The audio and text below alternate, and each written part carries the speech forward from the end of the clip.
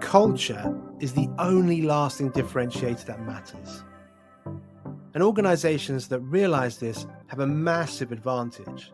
They tell the best stories, they attract the best people, and they occupy a category of one. It's the reason they over-index on creativity and innovation, why they outlast the competition, and why they enjoy an almost divine connection with their consumers. I encourage you, bring to mind a brand that you deeply admire. That is who I'm talking about. What we experience as consumers is the direct result of the inner work of these organizations, and what we at Anthem call collective fluency. Friends, it's good to see you. There are three outcomes that I hope to achieve with this presentation. One, that you'll be clear on the why and the work of Anthem. Two, that you'll feel confident that you can explain how we work. And three, that you have enough context to introduce Anthem to those that would benefit from our approach. But let's start with some context. This is the philosophy that underpins our work and a model organizations can use to build a culture of collective identity and excellence. Collective fluency is a way of describing cultural intelligence, or CQ, at an organizational level. The model leans into the three sources of CQ: head, body, and heart, represented here as intention, our choices about who we want to be, things like purpose, mission, and values. Action, how those choices show up in the real world through things like branding, marketing, and employee behavior. An outcome, the tangible results we want to experience, things like commercial success, ownership, and empowerment. A quick example, an organization's values and intention must be practical so they can be expressed through behaviors and action, which need to be recognized by reward, an outcome. And when that happens, something crucial takes place. The organization's values, its intention, is validated. And it's this connected organizational flow that separates the world's best from the rest. And let me labor the point by using three staggering statistics of what happens when brands start to amplify their collective fluency. Number one, highly engaged employees can unlock a massive increase in performance of 202%. Diverse teams have been found to make better business decisions a staggering 87% of the time. And number three, purpose-driven organizations outperform their competitors by a factor of 12 over a decade. Ultimately, this model is about helping leaders address two questions. Who are we becoming? And who does that serve? And Anthem exists to help leaders tackle those questions. Because for better or worse, how an organization shows up in the world is an expression of its culture, an expression of its collective fluency. Now, how we work is really straightforward. In short, we reveal the pressure points that put an organization's mission at risk and facilitate the essential human conversations that break down silos, invite ownership, accelerate innovation, and trigger growth. First, we understand, and then we expand. We start with a simple cultural assessment called the Harmony Score to reveal what's working for and against leaders and the organization. Then we expand by facilitating conversations and workshops that surface the collective expertise of the organization or team. We work closely with key stakeholders to carefully balance organizational objectives and emerging insights, and bring the project to a close with a cultural opportunities playbook and debrief. Of course, there are some nuances to that and areas where we can expand and narrow focus, but that's the core rhythm of how we work.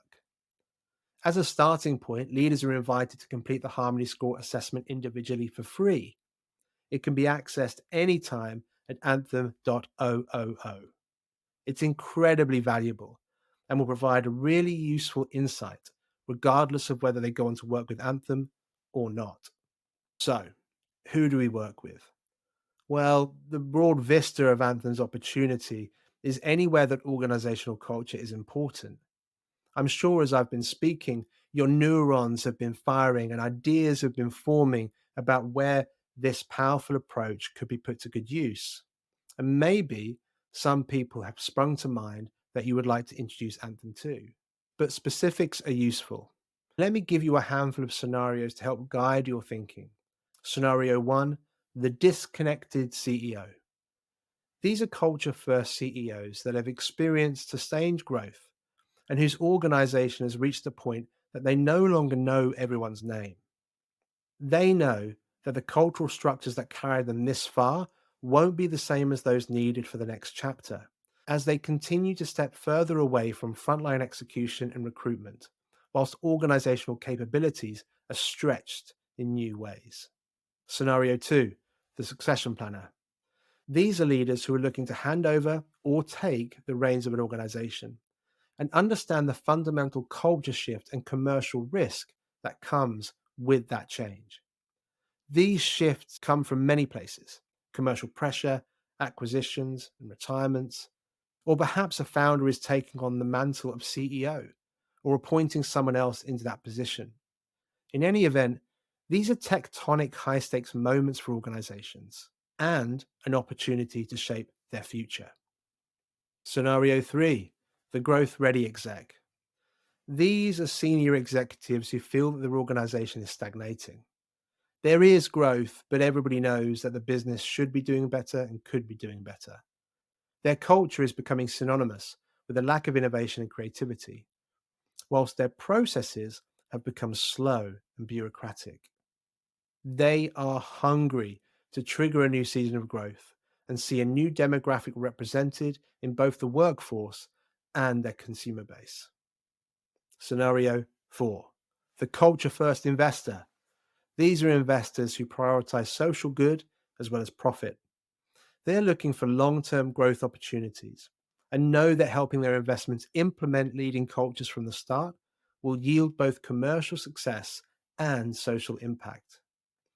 For them, investing is in part a philanthropic endeavor, and they have seen too many companies fail, not for a lack of innovation and product market fit, but purely because pressure produces toxic relationships all too easily. Now, if you don't know somebody who fits these scenarios, go with your gut.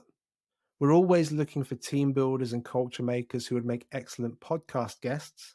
Perhaps you know of a speaking opportunity we could fill. Or perhaps you just know someone who's well connected, who will share our passion for this work. Hopefully, you're still with me and feeling much clearer about why Anthem exists, how we approach our work, and who we think would benefit from our approach. Like me, I expect you can imagine many places, organizations, and scenarios where collective fluency could make a tangible difference. And I would love to hear your ideas. So feel free to email me at dan@anthem.oo. That's dan@anthem.oo. Finally, please go ahead and complete the Harmony Score assessment. Just scan the QR code on screen or click the link below. You'll at least find it interesting. Some of you might just discover it's the beginning of a game-changing journey for your organization. Thank you for spending some time with me, and I hope to speak to you soon.